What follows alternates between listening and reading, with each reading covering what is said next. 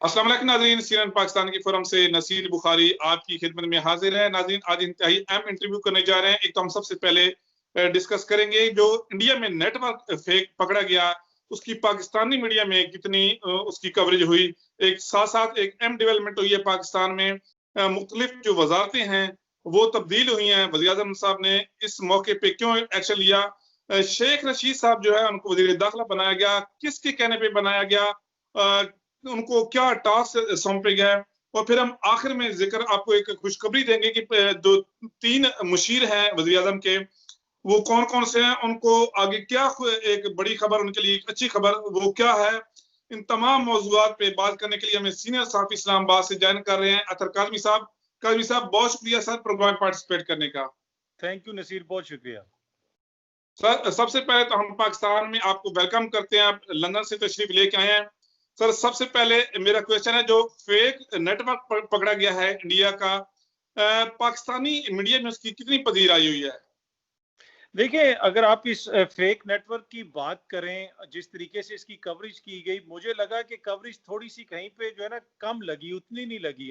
अगर मीडिया के हवाले से कोई बात हो, अगर हमारे अपने सहाफ़ियों के ऊपर कोई बात हो, तो हम मौलाना तारिक जमील को बुला के उनसे भी माफिया मंगवा लेते हैं। लेकिन यहाँ पे ये इतनी बड़ी खबर है कि गुज़िश्ता 15 साल के से आपके मुल्क के खिलाफ मसलसल झूठ बोला जा रहा है। और झूठ भी कहाँ बोला जा रहा है, उन इदारों में, अक़वाम मुत्तहिदा में, मुख्तलिफ जगहों पे जहाँ पे आपके मुल्क को बहुत बड़ा नुकसान होता भी रहा है और हो भी सकता है। लेकिन उसके बावजूद वो जो एक एंथुजियाज्म होता है, या वो जो चीज होती है कि अगर आपको इस तरह की कोई चीज पता चले, उस हवाले से जो कंसर्न होता है, फिक्र होता है, वो कहीं मुझे थोड़ी कम नजर आ रही है, टू बी ऑनेस्ट। हो सकता है मैं रॉन्ग हूं, लेकिन जिस तरह मैंने पहले भी कहा कि अगर हमारे अपने ऊपर कोई बात हो, अगर किसी सहाफ़ी के ऊपर इल्जाम लगे, तो देखें वो कैसी कैसी तकरीरें करते हैं, कैसी कैसी ट्वीटें करते हैं।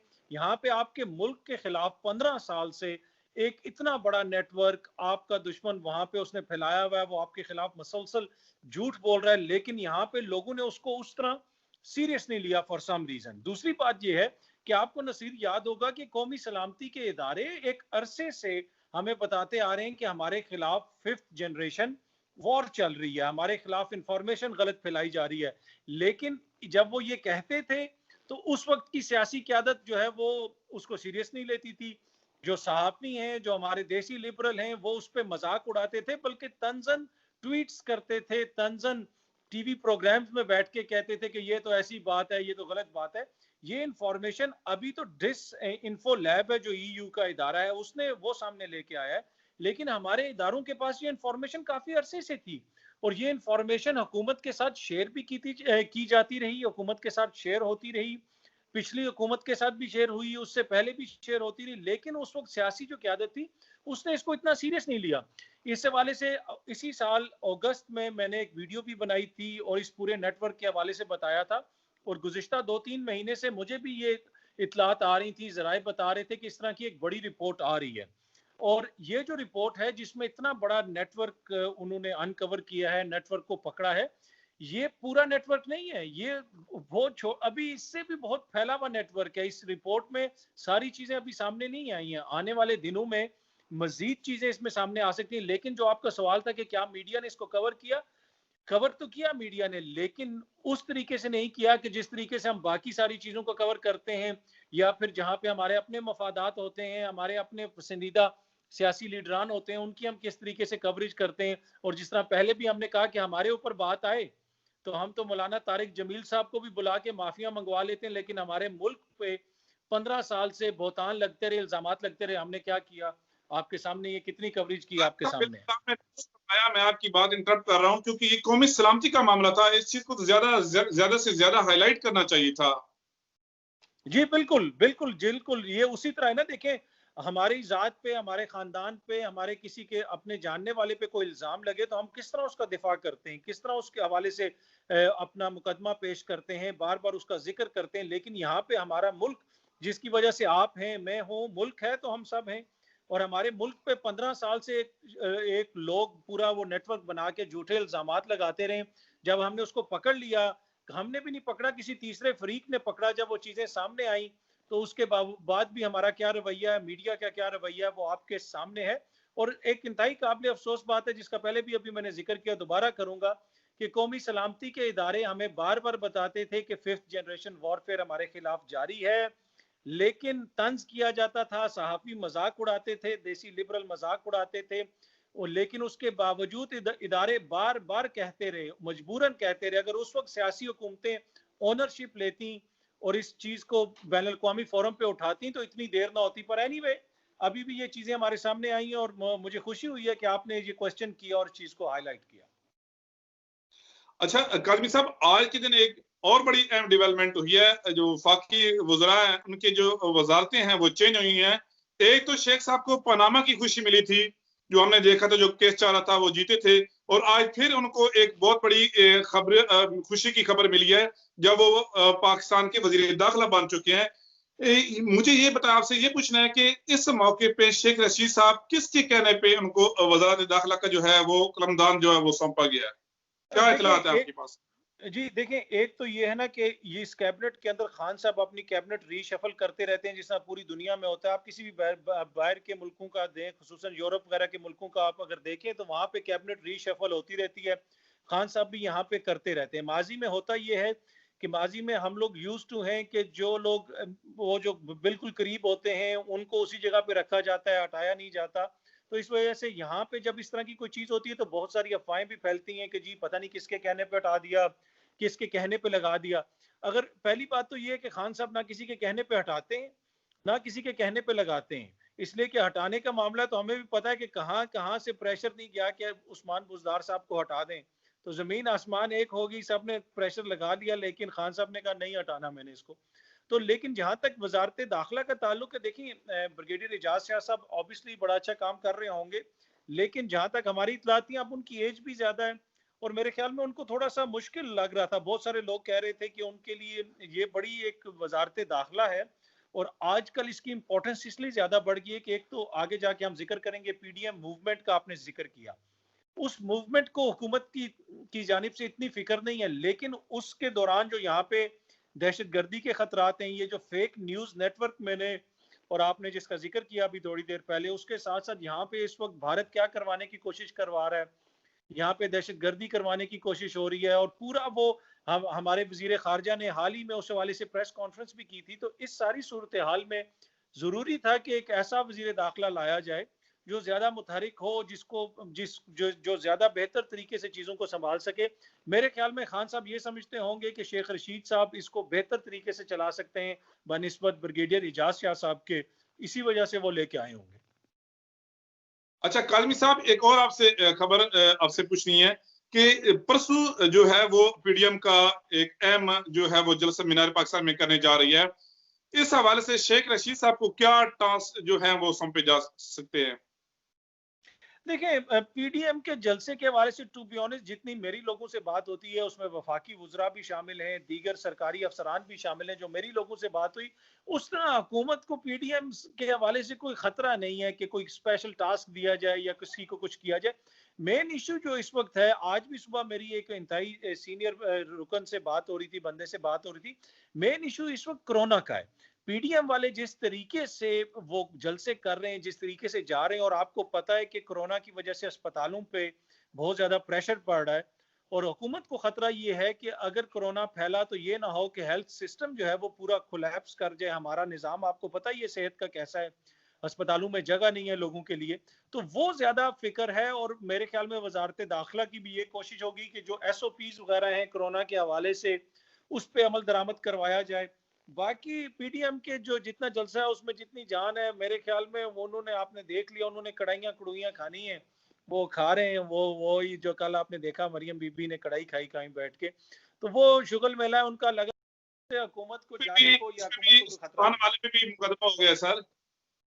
जी, वो एसओपीज है ना, वो एसओपीज हैं। आप देख लें कि अगर मैं आपको बर्तानिया की मिसाल दूं कि बर्तानिया में जब कोरोना का भी चल रहा है सिस्टम, तो वहां पे आपके तमाम रेस्टोरेंट्स बंद हैं। अगर किसी रेस्टोरेंट्स में एसओपी की खिलाफ वर्जी हो तो अप टू 10,000 पाउंड जुर्माना है, 20 लाख रुपया जुर्माना है देना पड़ता है। आप किसी को अपने घर नहीं बुला सकते।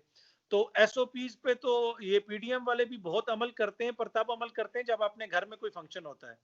अभी मरियम बीबी ने कितनी हजारों लोगों को रायविंड में अपने घर आने दिया जब मियां साहब की वालदा की वफात हुई, कितने लोग, लाखों लोग अंदर गए। जब बख्तावर साहब की अपनी मंगनी थी तो कितने लोगों को अंदर जाने दिया गया ट्रैवल हाउस में। उस वक्त तो कहा कि कोरोना टेस्ट कराओ, लेकिन बाहर आवाम को सड़कों के ऊपर लेके फिर रहे हैं और कोरोना के जरासीम फैला रहे हैं। तो मेन मसला वो है कि कोरोना का जो मसला है इस वक्त, पीडीएम का मसला जो है, वो सियासी एतबार से हुकूमत के लिए कोई थ्रेट नहीं है। सर, पंजाब गवर्नमेंट ने 370 के करीब जो लिस्ट है अहम रहनुमाओं की गिरफ्तारी के हवाले से उन्होंने टास्क दिया है। साथ साथ एक और से जो खबर सामने, जो इत्तेजाज हसन सीनियर कानूनदान भी हैं, पीपल्स पार्टी के सीनियर रहनुमा भी हैं, उन्होंने खबरदार किया है पीडीएम को और अपनी पार्टी को भी कहा है कि जो इस्तीफों वाला मामला है, हत्या कि कल एक बड़ा अहम बयान दिया है मरियम साहब ने भी कि फिलहाल हमने बाज़ाब्ता तौर पर इस्तीफे नहीं मांगे। तो क्या उनको कोई डर है? क्योंकि कल ये भी कहा गया कि जो सेनेट इलेक्शन हमारे में, जो सेनेट इलेक्शन को हम नहीं मानते, सेनेट इलेक्शन नहीं होने देंगे, उससे पहले मतलब उनका जो बाज़ाहिर जो उनकी अंदर की जो बात थी वो सामने निकल आई। क्या सूरत हाल आप आने वाले दिनों में देख रहे हैं? देखिए, दो बंदे, दो शख्सियात इस्तीफों के हवाले से बहुत ज्यादा सीरियस हैं, मरियम नवाज साहब और मौलाना फजल रहमान साहब। पर प्रॉब्लम ये कि ये दोनों शख्सियात किसी भी मोअज़्ज़िज़ ऐवान के रुकन नहीं है, ना वो कि सेनेट में, ना कौमी असम्बली में है। दूसरी बात ये है कि ये तो खुद तो नामजद हो गई, वालिद साहब ने इनको कहा दिया कि जाइए आप पार्टी की क़यादत संभालें।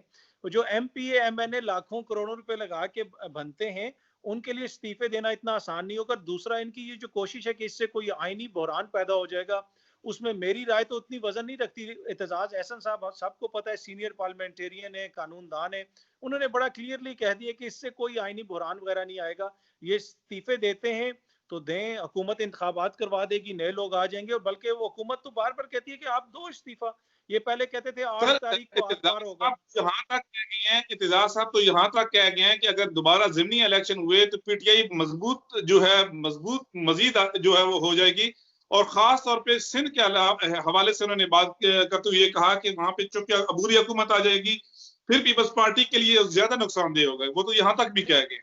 जी बिल्कुल। मैं देखें, पीपल्स पार्टी वालों की इस वक्त सिस्टम में स्टेक ज्यादा है। पीपल्स पार्टी वालों को पता है उन्होंने आगे सियासत करनी है।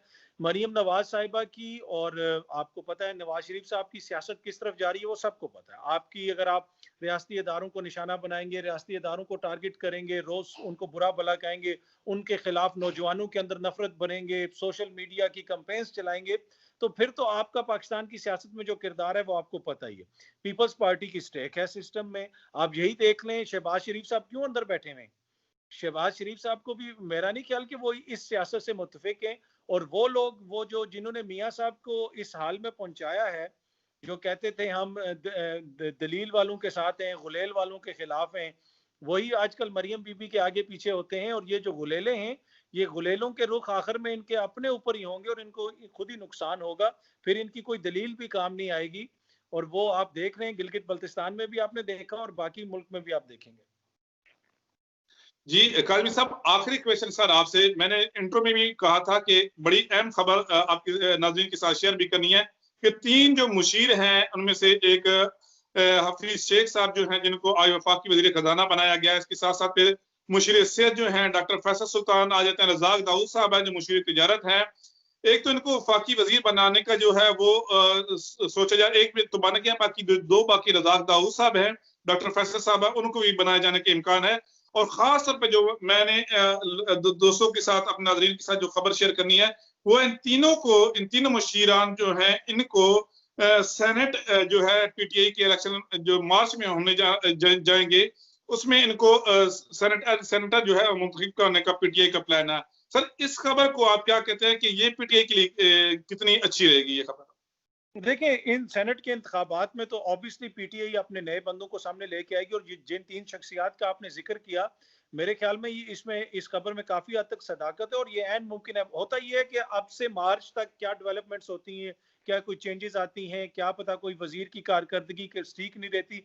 प्रॉब्लम ये है कि हुकूमत में ये होता है कि सम टाइम, आपको पता है, जब असद उमर साहब आए थे तो वो सबका यही ख्याल था कि वो 5 साल वजीर रहेंगे, लेकिन चीजें चेंज होगी। लेकिन अब तक की जो सूरत हाल है उसके मुताबिक आपकी खबर बिल्कुल सही लगती है कि इन शख्सियात को सेनेट में लाया जाएगा। और सेनेट में लाके फिर ये बेहतर तरीके से, जब वो ऐवान के रुकन बन जाएंगे, फिर आपको पता है कि मुख्तलिफ जगहों पे वो आपकी पार्टिसिपेट भी कर सकते हैं, डिबेट्स में आ सकते हैं, हर जगह पे उनको वो एक तरह से जो आईनी कवर है जो मशीर से ज्यादा होता है एक वजीर का और एक सेनेट के या कौमी असेंबली के रुकन का, वो भी उनको मिल जाएगा।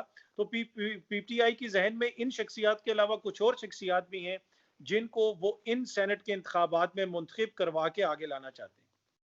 जी अतर काजमी साहब, बहुत शुक्रिया सर। आने वाले दिनों में भी आपसे मजीद इस हवाले से राय लेते रहेंगे। नाज़रीन, आज के लिए बस इतना है। अपना ख्याल रखिए। आपका मेजबान नसीर बुखारी, CNN पाकिस्तान की फर्म से आपसे इजाजत चाहता है। अपना ख्याल रखिए। खुदा।